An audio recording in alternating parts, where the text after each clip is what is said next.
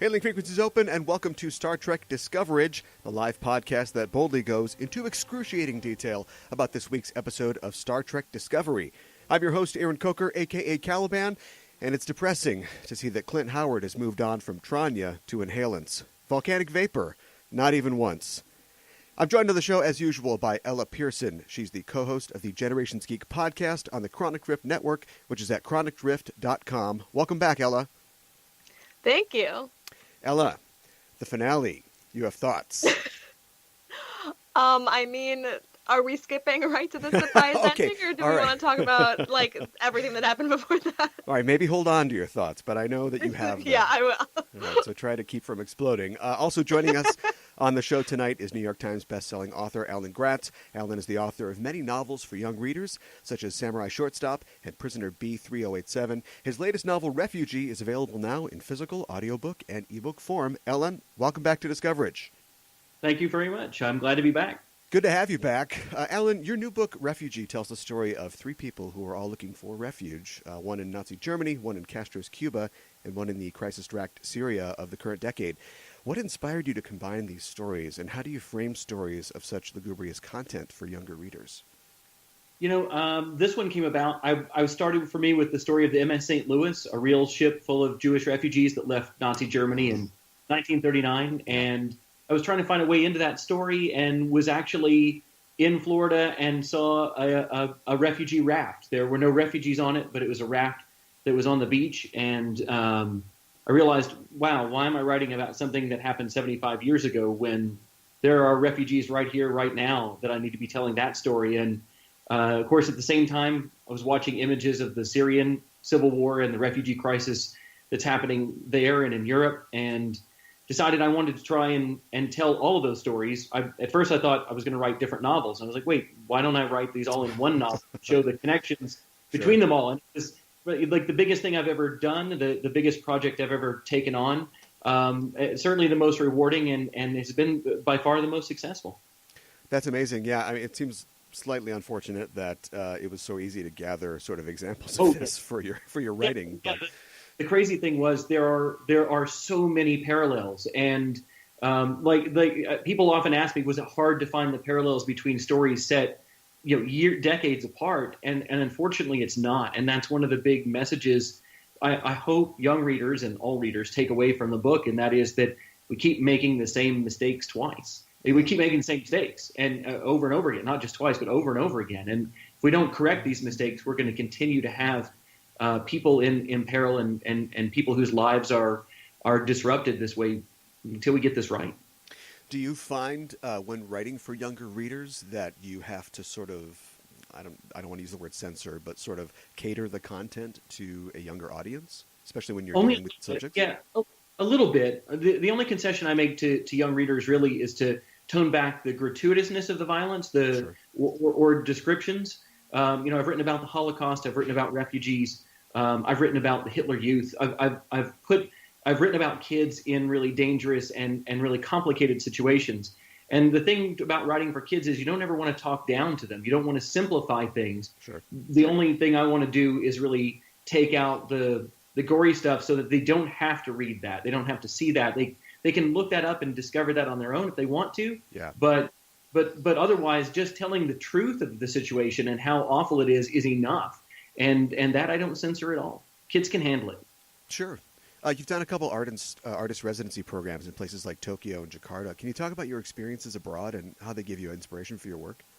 Oh, yeah. So I was in Jakarta in January of last year. Was just getting back this time last year. And that was an incredible experience. I spent a month over there working with students at the Jakarta Intercultural School. And Indonesia, if you're unfamiliar with it, is the largest, by population, the largest Muslim country in the world. And it was an incredible thing to be there and living in Jakarta for a month and to see how other people live. It was like living here, but every day you heard the call to prayer 5 times a day, and the mannequins in the mall have hijabs on.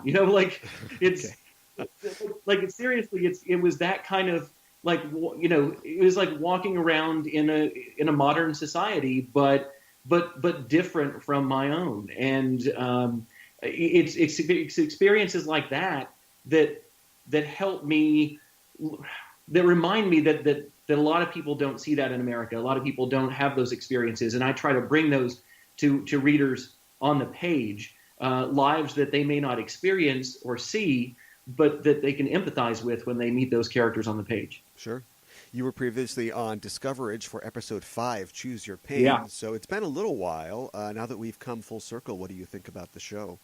Luckily, nothing much has happened in the interim. Right. I kid.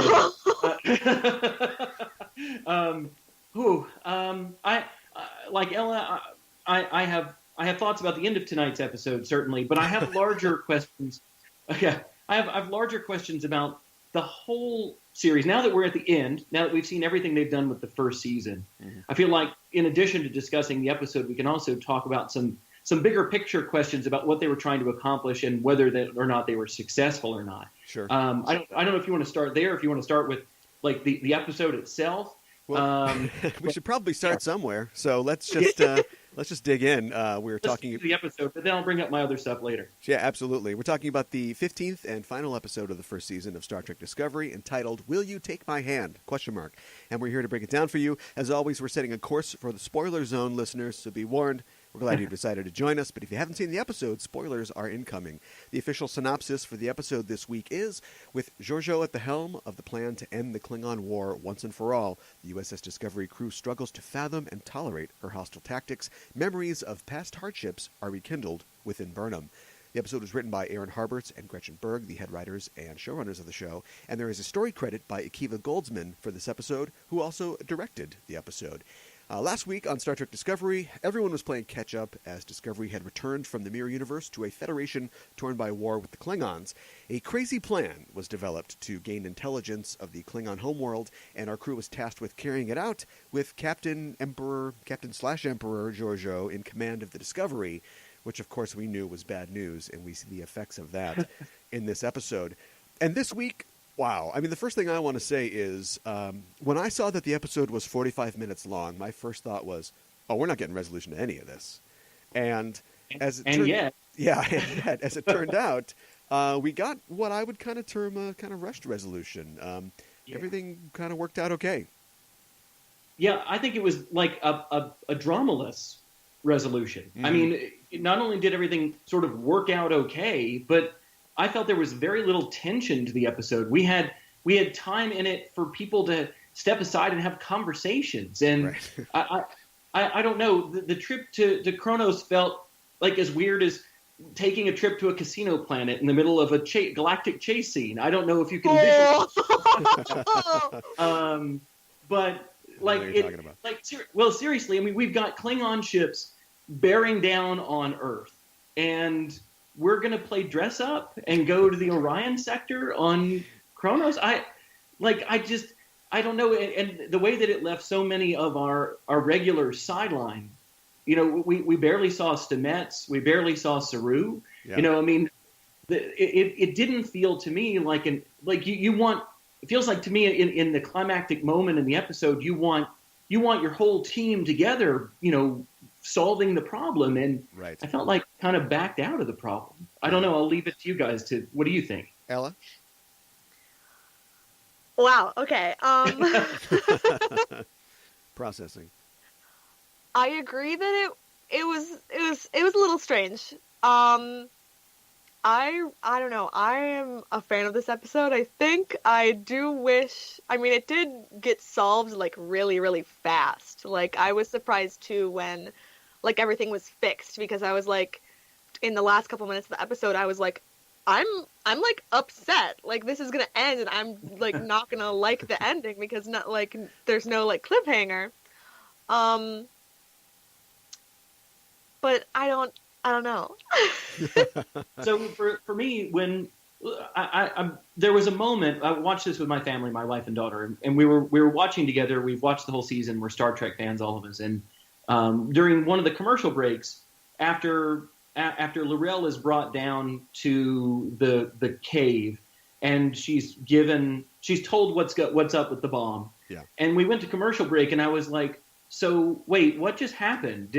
Like, how is telling her to get everybody, all the Klingons together, and that there's a bomb, like, fixing this? And then none of us could figure it out. And then we come back from commercial break, and we see she's got the detonator, and she basically, like, holds it over the other houses and says, we're getting our stuff together here, and if not, she's going to blow up the homeworld? I don't know that this is exactly the basis for a unified system of government, to borrow a phrase.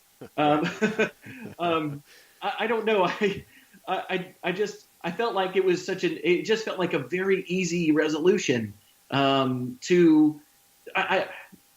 showing mercy to Klingons seems like the last way to get their respect.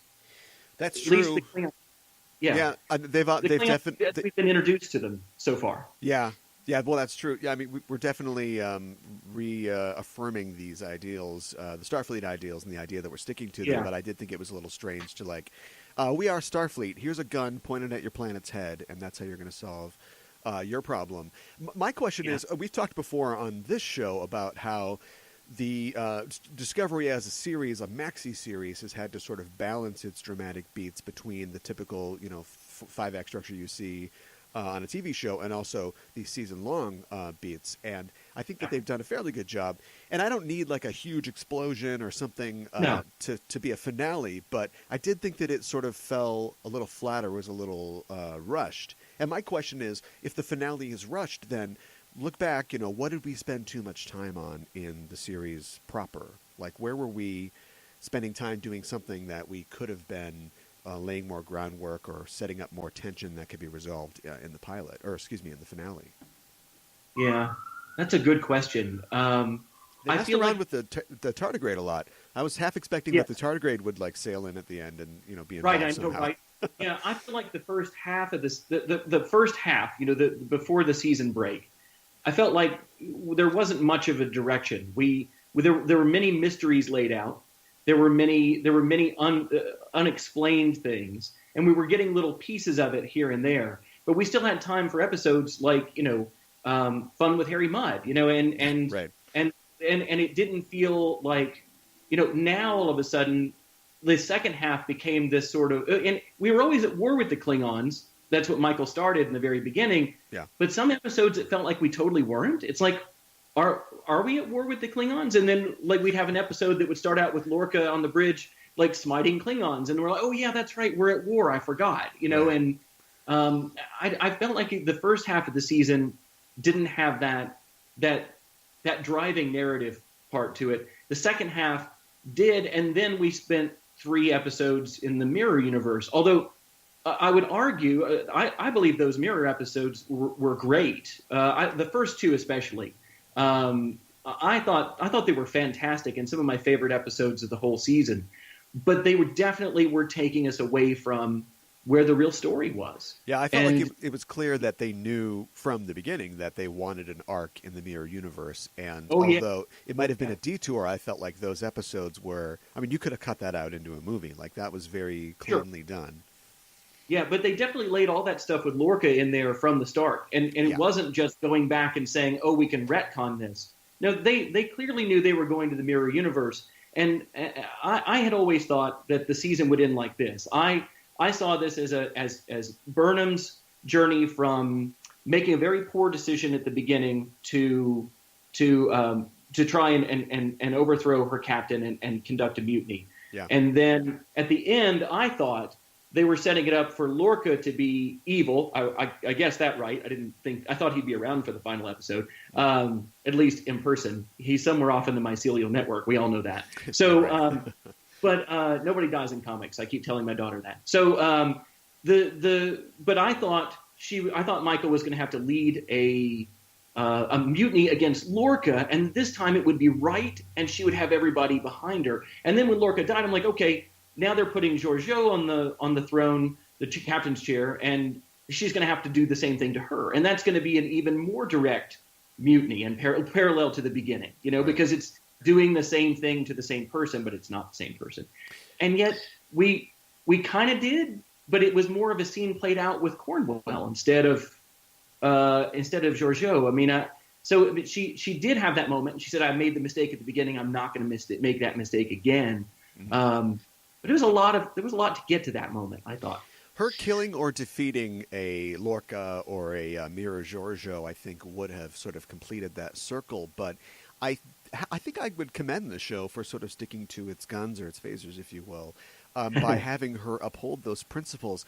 And she does. Yeah. She commits sort of a bloodless mutiny and basically she saves the soul of Starfleet. She stands up to her superiors who are ready to do the same thing that she did at the beginning and says, don't do this. We shouldn't do this. But then one of my biggest questions about the whole series, and I'm sorry to keep talking here. I'm talking a lot, but this is a good segue. Sure. One of my big questions, and the one that my family and I have had the whole time is this Star Trek? Like, it's called Star Trek Discovery. I get that, and it's got, they're all wearing Star Trek uniforms of a kind, and like, I know it's called Star Trek, and I just should accept that. But is the heart of it like all the other Star Trek shows? And for a little while, I didn't think that it was. Like, I asked myself, if you took the Star Trek names from everything, and this was a science fiction show on Sci-Fi Network or something that didn't have anything to do with Star Trek, I asked myself, like, would I be watching this? You know, would I be compelled enough by these characters and what they're doing to care? And you know, or does it have the same? Does it call to me the way that all the Star Treks have up until now? You know, and I felt like this last episode was the clarion call to people like me. Like, this was the we are Trek, right, and we are getting back to it. She even says, like, you know, we're gonna. She gives the little speech there at the end, like, we're gonna go out there and we're gonna find strange new worlds and stuff. And you know, it did feel like okay, now that we've had this Klingon war plot and all the spore drive stuff, we're gonna get back to basics. Maybe, I don't know. Ella, is this Star Trek? I would say yes. I would be a little surprised if, I mean, like, I think fair and like a good question to ask, but I would be surprised if somebody was like, no, this is definitely not Star Trek. Sure. Obviously it's very different. I mean, I get that, but I think, I don't know, I have a lot of love for it, and I think it is Star Trek. I've enjoyed it, and it's not your grandfather's Star Trek. There's no doubt about that. And honestly, besides the nostalgia factor, some of the old Trek doesn't play as well. We need the television storytelling has come a long, long way since the '60s, and so like this Discovery is telling some really compelling stories and asking some really compelling questions. Yeah. But their job, their trick, is going to be keeping that heart of Star Trek in a new world where Game of Thrones and Walking Dead exist. You know, seriously. I mean, where that kind of storytelling exists, but we've also got, you know, I think when J.J. Abrams took over the Trek universe for movies, he said, look, this is a group of people running around in primary colors with, you know, like they're like a bunch of space Boy Scouts, and it's true. But that's Trek to me. Like, to me, that's the start. I want to be in that Federation. I want to be in Starfleet. I want to be around, like saving the galaxy in a primary colored uniform. I love that, and I want to make sure that they don't lose that part of it. You know? Yeah. Well, I think that this entire show to me felt like a renewal of vows, a renewal of vows. I got. And I do, and the renewer of vowels is Vanna White, and I did enjoy it as a show, but I also felt like it was almost more of a treatise or like a paper than a show, like somebody, you know, writing about the values of Starfleet and how they're important and what would happen if we didn't have them. But it also functions, I think, as a drama series. And you were speaking about Game of Thrones, which gives me a good segue into the next thing I want to talk about, which is the promise that has been delivered more than a few times by this show of its TVMA rating, along with the LS and V, which we get not in every single episode, but certainly rears its head a couple times here. And I guess the way I would start the conversation is, two dicks confirmed. It seems like Klingons have male Klingons have two appendages. So that's all I want to talk about. Yep. No, Yeah. we can continue to That's all talk you about. had to say. Yeah, that was it. I just wanted to get that out. We confirmed that part of the Klingon anatomy. That is true. But it's not. There's no other show, and also the way that storytelling has evolved in the way on TV from the '60s till now. I was talking with somebody else recording an episode of Enterprising Individuals today. We were talking about Wolf in the Fold from the original series, and half of that episode would not play today. You couldn't do any of that today. But I'd also say that you also couldn't have an evil character from the Mirror Universe go off with some Orion sex slaves and fulfill the promise of Orion sex slaves that we've heard about so much about over these years. So it's definitely a different kind of show. Yeah. Well, and I think it was a lot easier for the older Star Trek series to keep like the heart of Star Trek, because they were able to like do those one-off episodes and just like explore ethics and morality with just like the alien of the week. Right. And now it's like I can't think of a single TV series that has really done something like that. Plus, we get a tattoo parlor where you can get light-up moving tattoos.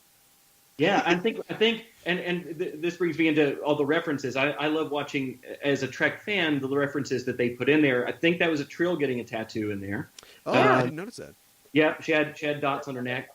Okay. I think we had a reference to Nausicaan guns, right? Those are the guns that they were selling. Yeah. If I heard that correctly, they were Nausicaans. Those are the folks that stabbed Picard in Tapestry. Right. And if I'm not mistaken, one of the pans where we see something cooking up looked very much like the things they put in Chekhov's ear in Wrath of Khan. Oh, really? That's exactly what I thought. I was traumatized. Okay, so good. And they lingered over it for a second. I'm like, those are those things that Khan has in the aquarium. So that felt like a reference there. And of course, we had the biggest throwback. We had Clint Howard.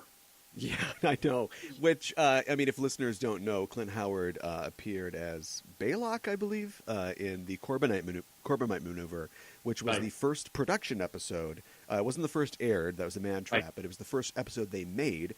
And this is, we now know, will not be the last episode of Star Trek that is made. But yeah, it kind of shows you where we've come from there to here. It's kind of a long way.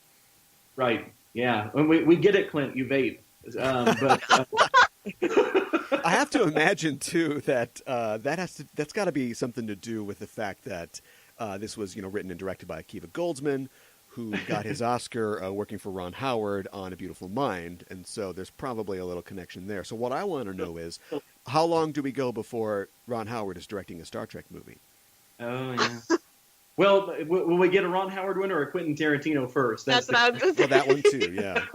A Beautiful Mind meld. So right. Yeah, I also heard a reference to they subjugated Mintaka 3, and I'm like, is that the planet where Ray Wise is like a Vulcan caveman? Like, why would they have to subjugate that planet?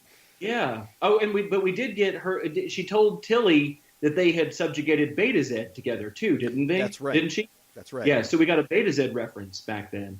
Yeah. That was nice.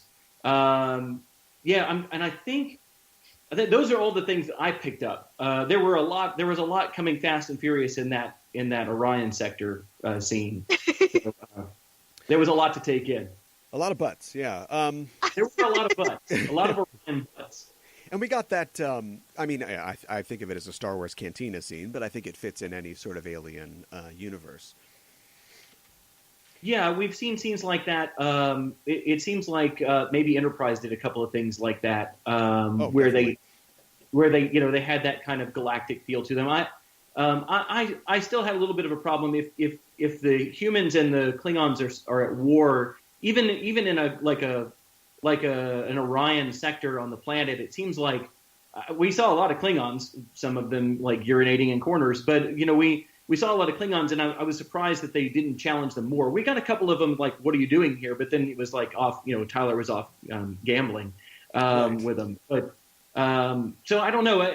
Maybe it just shows that in a war, not everybody's always fighting, but they are Klingon. Feels like that's kind of their reason for being. Right. Exactly. It's always fun to see our officers put on civilian clothes. They put on their low-life clothes. Burnham's got the official galactic symbol of a burnout, which is the neck bandana. And then, of course, hashtag swag or hashtag shag for the captain, Giorgio. She's got that awesome cape on. Right. Yeah, she had a really nice cape. It was a good fashion episode. I liked Sarek's black leather long jacket at the end. That high collar. That's a good look. I just like that she was like dressed like low lives, Yeah, and then it cuts to just her like in a cape. And they're like, "Let's go to the costume department." Computer, give us low lives. Yeah. Computer, give me New York Fashion Week. Yeah. Isn't Circa there 2000 and right.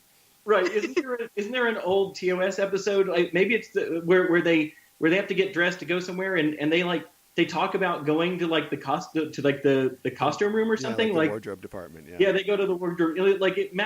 That's a job that I want on the Enterprise. Is I want to be the guy who runs like the alternate uniforms and like has the gangster uniforms just in case, right? Just in case. So clearly they all were able to go and get new clothes really quickly. There's a room where one guy is steaming a pinstripe suit somewhere, and yeah, exactly. Speaking of, we were talking about Tyler before, or Viler, whatever we want to call him, and he comes in pretty useful in this episode. And as I was watching this in a meta way, like everybody does, or especially somebody who has a show about this kind of show does, and I was thinking, okay, now I see. So he's kind of the best of both worlds, so to speak. Now, maybe we'll use him in the future, like he can kind of ride the line of both races. Which he kind of does in this episode, and then he takes off at the end. And then he leaves. Yeah. I know, he could have been like the ambassador. Uh-huh. Yeah. And it would have been fantastic. Yeah. I made a note as I was watching that I really, really liked his use. Like after all the stuff went down and they did the magic thing with his fingers on his head to take the Klingon out of him, I thought that he was kind of a useless, broken character. Like, I didn't believe that he could function on the ship. We're told last episode that somebody tells Michael, like, he'll never serve in Starfleet again. Yeah. Like, he's done. Not pointing out in the moment that Michael was done and is back, but right. But still, they have a point. Like, he killed a crewmate's partner. Like, like, we had that scene where Stamets confronts him, where I thought Stamets should have gotten way madder. But yeah, wow. Yeah, right? I mean, it's just like, hey, man, you killed my husband, and I don't like you. And it's like, what? Come on, get mad.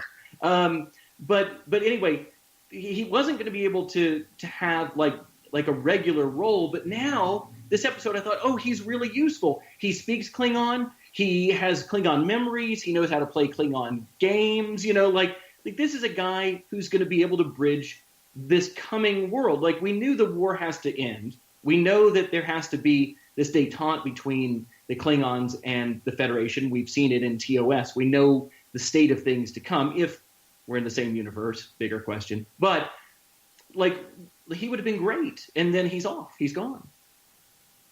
Yeah, and also he leaves with Laurel. Yeah, that really surprised me. Creepy. In the sight of Burnham, where it's like they have this great touching scene, and the performances by both actors are amazing. And then he takes off with his Klingon ex-girlfriend. It's like you versus the Klingon girl. He tells you not to worry about. Yeah. Also, like, imagine if he had just gone back to Earth and like became like a teacher at the academy. Right. Sure. Yeah. Like, I don't know. I'm sure we'll see him again. Like, honestly. Yeah, he's like the only expert they have on Klingons. He is the Klingon expert. Yeah. So, it's a weird decision, and one that we know we have a second season, and I'm guessing this is not nearly the last we will see of Tyler, or Laurel, for that matter, unfortunately, because I thought that the Klingon stuff was some of the weakest parts of this season, frankly. Yeah, I don't want Laurel back. I don't either. Well, she's, at this point, she is a historical figure, I'm assuming, because if she unites the Klingon Empire, then she's going to, it's kind of a retcon, but she's going to be the figure that we're going to look back on in this time and say, well, that's who got the Klingons together. Yeah. I guess they can have her show up like Galrod, and whenever he would come up bug-eyed and say, "We need you to prevent a Klingon civil war," Right? She can show up mid-season and give us that, and we can run help with the Klingons. Is Robert O'Reilly there with you? That was really great. Thanks, I appreciate that. I work on that a lot. We also have Giorgio, who goes off on her own and will Yeah. almost definitely return. She was so reckless. Yes. I thought that she was going to be more like sneaky, Yeah. being like sort of like undercover on the ship, but no, like Tilly walks in and she's just like, I remember when we killed thousands of people, and Tilly's like, oh, okay. Yeah, they set up this like secret identity, and then she just blows it. Like she's not concerned about keeping. Yeah, this she's secret on the identity bridge at all. and she's like, "Shut up! You'll talk when I want you to talk. I don't need. If I wanted crap from you, I squeeze your head." I mean, she's like, Yeah. she's totally evil all the time. It's like, I thought from last episode, the whole deposit. You guys talked about this on your episode last week, but the whole putting her in the captain's chair was just preposterous, and like. They all just came back to the mirror universe, and they're like, "Oh, it's Giorgio. They found her on a planet somewhere. Cool." I mean, Yeah. even Ensign Avenger gets this, and she's like a toaster. So I mean, like they didn't give the crew much credit, and for having any kind of brain, or for us for that matter. I just couldn't believe that. I get that it's desperate measures and desperate times, and that the Klingons are about to destroy the Federation, but she like was eating Kelpians, and then they know that. She's looking at Saru, Yeah. and she's basically making the Hannibal Lecter sound. I She's know, like, right? You look like a giant turkey leg to me, Mr. Saru. Yeah. In front of the entire bridge. Right, yeah. Exactly. Yeah, it's not even like she's not even hiding it in the slightest. I mean, this was a bad idea from start to finish, or from soup to nuts, maybe we should say. Is this an effort, and Ella, I want your opinion on this, is this an effort to sort of, how you take the villain character, everybody loves them, and then you bring them in, and it's like, oh, they're kind of like a good guy now, but they're like a bad good guy, like, don't get in her way. Do you think that that's what they're doing with Giorgio, and is that something you want to see going forward, Ella? I'm conflicted because I love Michelle Yeoh Sure. and I love her performance. So I would kind of like to see more, but at the same time, like I would be fine with her like leaving and us being able to focus on the crew. Okay. I mean, I'm sure she'll come back even if she does leave. I'm sure we'll see her again. Yeah. But yeah, I don't have a burning desire for her to stick around. I'm more salty that Saru wasn't like immediately promoted. I'm with you on this one. Like Yeah. they get all their like medals and then Yeah. someone's like, all right, now go get your new It's captain. time to go pick up your new captain on Vulcan, and I was like, "What? We Right. got a captain." Like, your new captain's right here, and he's been the captain. He's done a great job. He did a great job, and I got to say, like, at first I wasn't the biggest Saru fan, but over the show I really liked. He was like a grounding like factor on that ship. He was the like no drama Saru, and like. Yeah. Everybody else had drama going on around him, but he was the one who could sort of cut through it. I loved his speech to the crew when Lorca's gone, when they realize Lorca is evil, and he's like, "This is our ship now." That was a wonderfully written scene and a really powerful moment, a very subtle moment. He doesn't have to be like rah rah, we're going to kill people. It was a very Kelpian, very Yeah. Saru kind of speech, and I thought, okay, like. I'm all in on Captain Saru, and then he's relegated to Commander again. I'm very surprised by that. He got a Medal of Honor. For me, this is the definitive proof that we are not in the Kelvin timeline, because as we all know, when you take over your ship from a missing captain and you save the universe, you're immediately promoted, whether or not you're a cadet or whatever it is, to That's captain right. of that ship. So, That's yeah. right. I You think graduated, kid. that's the chain of But only if command you're at a work. Only if you're a white man, apparently. Oh, boy. Yeah, I went there. Well, everybody So, did seem to get a promotion or at least a commendation at the end. They were just handing them out left and right. And, of course, Yeah. Tilly is a full officer now going Right. forward, so that's neat. And everybody, we got that sort of, again, I don't want to make a comparison to Star Wars, but we got that throne room scene, where everybody gets the laud that they're due. Yeah. So everybody got a little something at the end.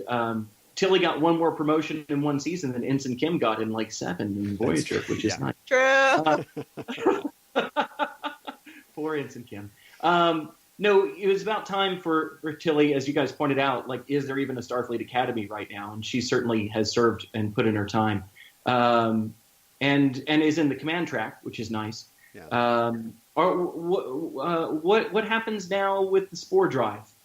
That's What a do good you think? question. Ooh, a good question. Yeah. What do you think is the future next season for Discovery's spore drive? Well, let's talk about that. Let's talk about what we see going forward into season 2. And you can talk about the big thing if that's what we're going to talk about. Should we talk about the big thing first? We're Yeah, getting why not? Jump in. Go for it. Oh my God! Yeah. Were you guys expecting that? Because I saw people on Twitter being like, "Oh, that's one of the endings I thought they might do," and I was just like crying. I did not expect to see the Enterprise. No. As soon as they warped to Vulcan, I was like, okay, so here we go. This is the cliffhanger moment. Vulcan will be destroyed. It will be attacked by Romulans, or we'll end up coming out of warp in another galaxy. I thought the new captain was going to be the cliffhanger. Yeah, I was like set. I was like, okay, we're done. Like, But Well, I I just didn't- thought of what the time waster was. The whole episode where they have to go find Sarek and the logic extremists. We probably could have cut that. Oh yeah, you're right. No, yeah, that's a good one. We could have gotten rid of. Yeah. But no. But then we don't get him telling Burnham that he would rather die than talk about his feelings. So. Well, that's true. Yeah. We could have worked that in somewhere else. It works anytime. For me, this is I don't know. Like, it's a great moment. I think it's a moment that everybody would want to see. But it's the kind of thing where I'd compare it to like a superhero film. Now I'm comparing things to superheroes instead of Star Wars, where you have to do the origin film. And then you get the, like at the end of Ant-Man, where the Wasp is like, "Oh, it's about damn time." Yeah, that could have been in the movie, though. We could have just done that then. It's a kind of thing that everybody's kind of holding out for and waiting and hoping to see. And for them to drop it in, for me, it's like, hey guys, keep that CBS All Access subscription going. There's more to come.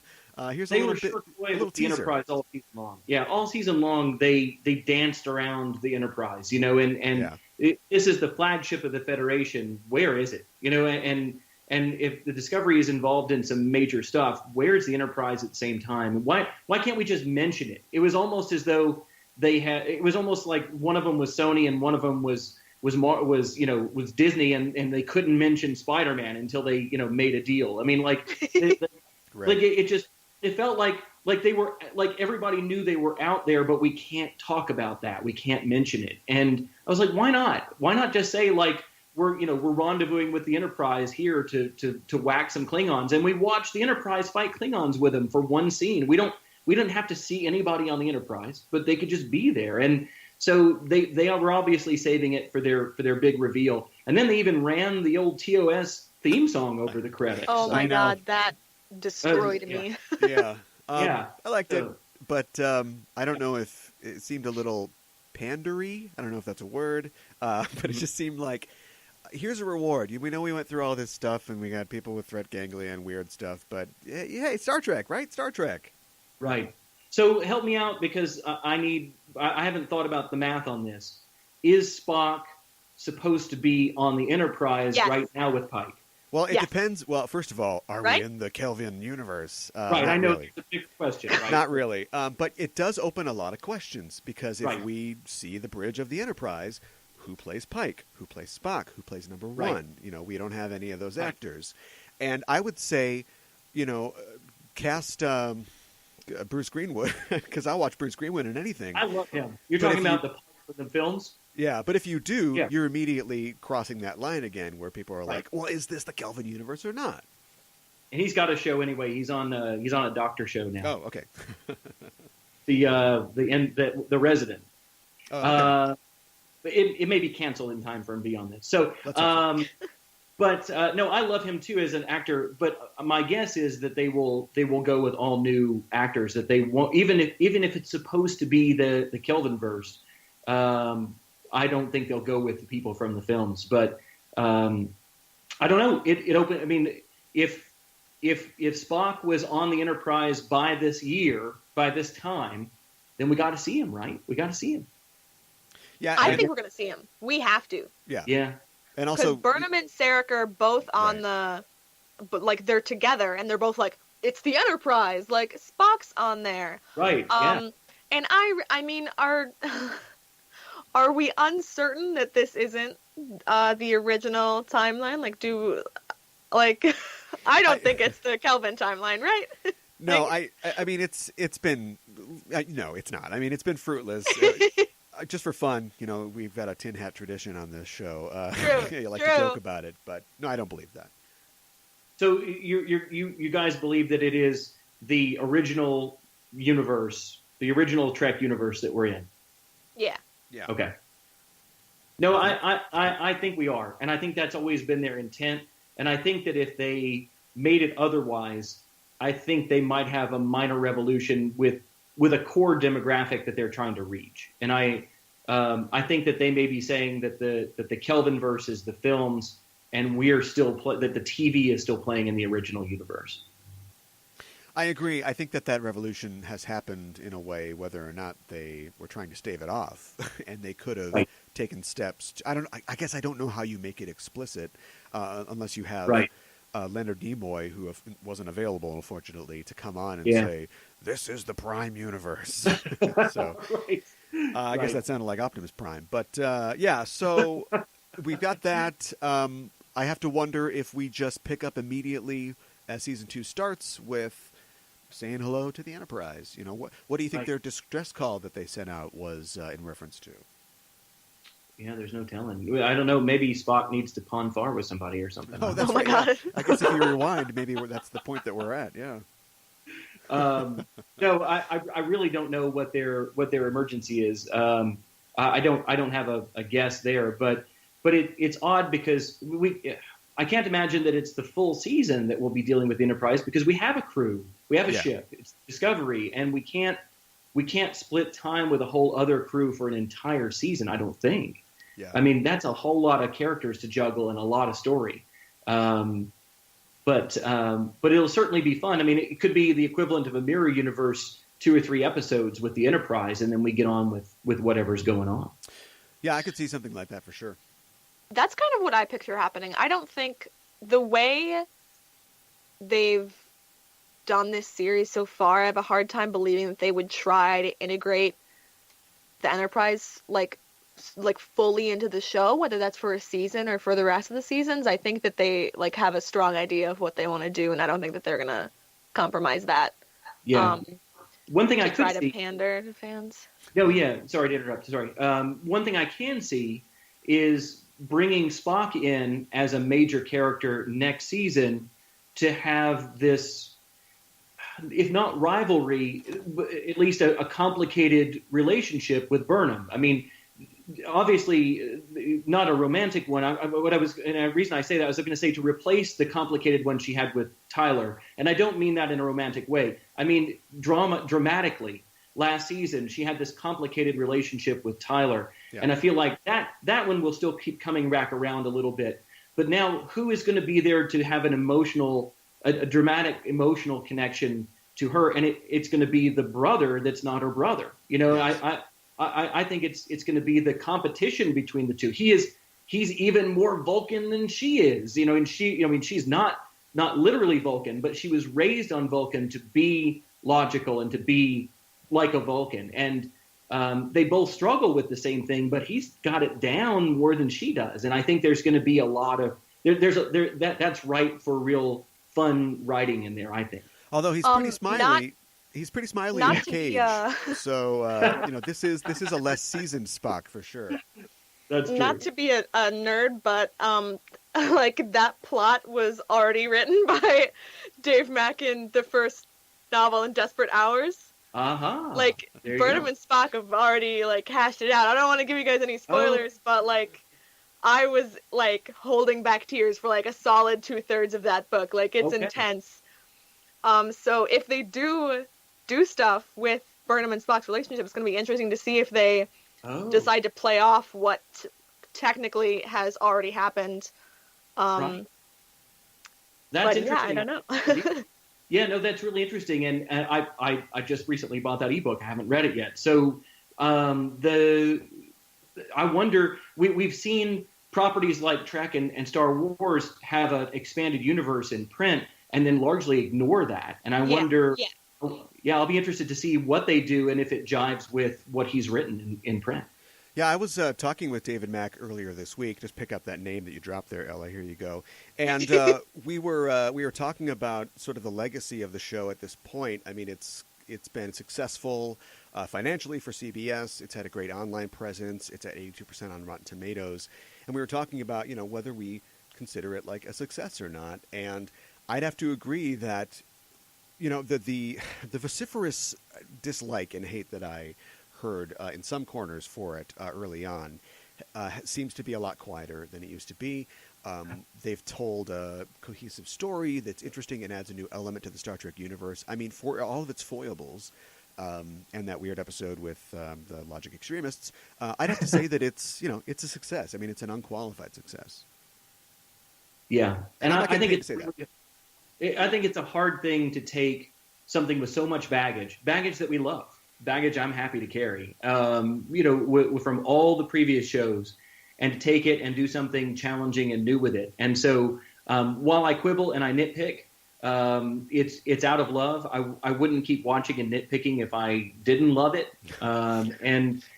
So I've enjoyed it. I've looked forward to every time I've sat down to watch it. I like the characters. I like the characters even more now that we've begun to meet some of the other crew members besides sort of a core 3 or 4. And I hope that we get to know more of those crew members in the next season. I think if I have one major regret, it's that and how it didn't feel like other Treks is that we didn't have that large ensemble cast where we got time with all of them.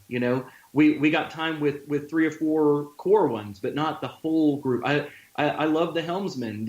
I like the navigator, and I want to know more about those characters besides just seeing them turn around and smile every now and then. Right. Well, and it's such a huge challenge to take something that so many people love just so much and try to like make something successful in like 2018. Yeah. Especially since everyone in my life who loves Star Trek, like my dad and all of his friends, like that's their whole life. Yeah. Right. Yeah. Like that's an investment. Yeah. And Right. so then to try to take in something that's had to change so much to be relevant on screen today, I don't know. It's a lot, but I think that the writers' room has done a fantastic job. Yeah, and what you're To be honest, what you're describing is really impossible. I mean, that yeah. you can't please. You have to make any work of art for yourself, really. And so add to that over 50 years of continuity and baggage. I mean, they really just kind of had to do their own thing, and I'm just really amazed at how they did exactly that, and yet provided something that I think, with a few bends and twists here and there, fits into what already exists and honors it in a really special way. Yeah. Well, and I'm even more impressed now that now that we're at the end, I remember when they had the first Mirror Universe episode, and we were like, they knew what they were doing this whole time. Like they had it laid out. They knew exactly what they were doing, and I'm impressed. Pretty sure I remember being on this episode in the first half of the season and saying that Lorca's vision problems may mean that he was from other galaxies, and boy, was I laughed at. Listeners, you can test that for yourself. Our previous episodes are available in our show feed. I've got one more question before we move on. Who plays Spock in Season 2 of Star Trek Discovery? Yeah. I don't know. Boy. Oh, my God. I'll throw one out there. Okay. I'm not exactly sure how to pronounce his name, but Tyler Hoechlin, the guy who is playing Superman on Supergirl right now, He's doing a pretty good job Oh of my that. God. He seems to have a talent for taking well-beloved, long-established characters and slipping right into them. So if he shaves that beard, which he already has for Superman, let's see what he's got. Right. Oh my gosh, I just Googled him. He could totally be Spock. Nice. Yeah, I don't have a good answer for you on that one. I have to think about that. Yeah, well, you can tell us No, I next don't time. have enough actor That's names homework, in my head. homework for next time. Yeah. Well, Yeah, go ahead. Oh, no, please go ahead, Alan. Well, one last prediction. I think we may have seen the last of the Spore Drive. That's my prediction. They last episode they talked about mothballing it because if people knew, they would want to go back in time all the time to fix things. Ooh, Yeah. I forgot about that. And or like that, like this has to be like top secret hush hush. And this time we have Stamets saying they're working on a better interface, but in the meantime we're going to go old fashioned. Yeah. So, like my feeling is we might mothball that, and that's an only first season thing. That's my prediction. Do you think that'll happen in like the first episode, or do you think that's going to play out over the next season or seasons? I think they might just hand wave it away in the first episode. Really? Yeah.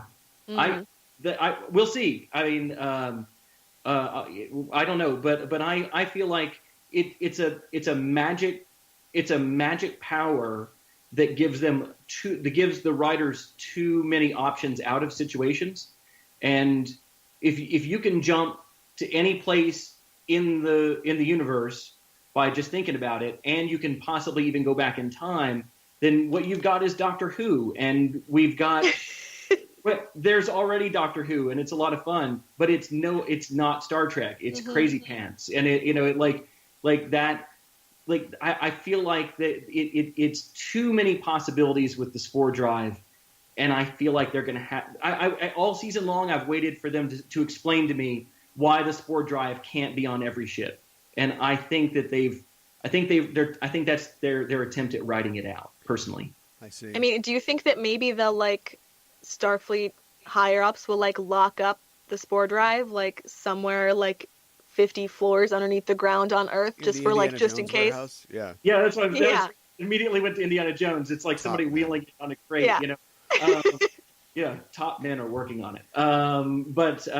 Yeah, I think so. I mean, the Guardian of Forever is out there somewhere, and they're not using it to go back and change things. You know, they stick a couple of they Area 51 it, and they nobody knows what's in there, and I think that it just goes away, or they keep it as a last resort to go back in time and fix things if the Klingons mess with them again. Yeah.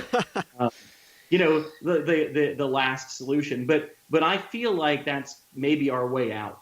We'll see that. That'd be one great scene that they could have added right to the end of this episode. Maybe Oh, it would have been so good. Yeah, Oh, where Stamets or Burnham goes back to the spore chamber or whatever, and they see Cornwall and a bunch of men in black sort of taking it out. And she's like, "What's going on?" And she's like, "Well, I listened to your talk about We're taking power your spores and responsibility, yeah, and I think we don't have the responsibility right now to deal with this, so it's going to the warehouse." That belongs in a museum. You're right, exactly.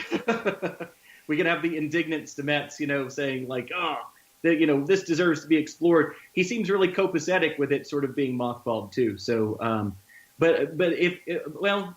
I say that, but the only way to bring Culber back, it seems like, is through the mycelial network. Maybe, yeah, but maybe he's got the magic in him now, so maybe that's he doesn't true. need the drive. So does maybe Tilly, as you noted last time, with the little speck that falls Speaking on her. of- Oh my gosh, I was gonna bring that up. What was the Yeah. point of that shot? Just to be pretty?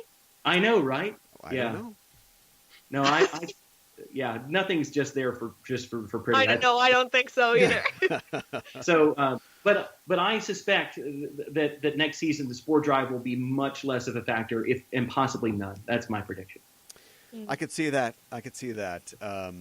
Captain Pike is like, that doesn't seem like a good idea. Get rid of that or something like that. Well, that's pretty much it for our show this week and this season. So thanks for joining us, listeners. If you've liked what you've heard, you can follow us on Facebook and Twitter at EISTPod for updates and to get notified when new episodes of Enterprising Individuals and sometime in the future, new episodes of Discoverage are released. You can also tweet to us using the hashtag Discoverage, or you can email us at eistpod@gmail.com. And while you're on the internet, why not head to your listening platform of choice and subscribe to our show? Give us a rating and a review if you think of it, because it really helps out. And you can stop by our Patreon page at patreon.com/eistpod. And if you like the show, tell a friend. As this is the last episode of Star Trek Discovery for a while, it's also the last episode of Discoverage for a while. But I'm excited to remind you, listeners, that the new season of Enterprising Individuals starts this Wednesday, the 14th of February, and every Wednesday this year will continue. Every other week, I and a guest will discuss in excruciating detail a selected episode from a Star Trek series, and on the off weeks, we'll have supplemental shows where we bring news from the Trek sphere and interviews with special guests. This coming Wednesday, I'm talking with comics artist Gordon Smuter about the Tholian web, which, as we now know, has a special connection to Discovery. So join us this Wednesday for the latest year in our ongoing mission. And as for Discoverage, we'll continue to provide news on the new show of Enterprising Individuals, and rest assured we will be back when Discovery returns this fall to bring you more live recap shows of Star Trek Discovery. And I hope it will return this fall. I'm not sure exactly when it's going to return. Have you guys heard anything? I don't think it's going to be this fall. I think it's going to be like a year. I suspect it'll be a little bit longer than the fall. Yeah. Okay. I saw on they have like placeholder dates on Memory Alpha or IMDb that say the 1st of September, but I don't know if that's... This one was so delayed to begin with. I have a feeling we're going to do the same thing. Yeah. It's going to take time to cast Captain Pike and Number One. And for Spock. Sure. And Spock. Well, we've got Spock down already. No, you got it cast. That's right. I forgot. Well, Ella, thanks for joining me on the show. Remind people where they can find you online. Thank you. You can find me at generationsgeek.com and on Twitter, and check out our Instagram for the video my dad took of me reacting to the big surprise at the end of this episode. All right, I got to check that out. Alan, where can people find you on the interwebs? Sure. I'm online at alangratz.com. That's ALANGRATZ.com. And I'm on Facebook and Twitter. Awesome. And Alan's new book, Refugee, and all of his books are available on Amazon.com and other places that you get books. That's right. So thanks again for joining me. Thanks to the listeners for listening. And we are signing off. This is Aaron for Alan and Ella saying, live long and prosper.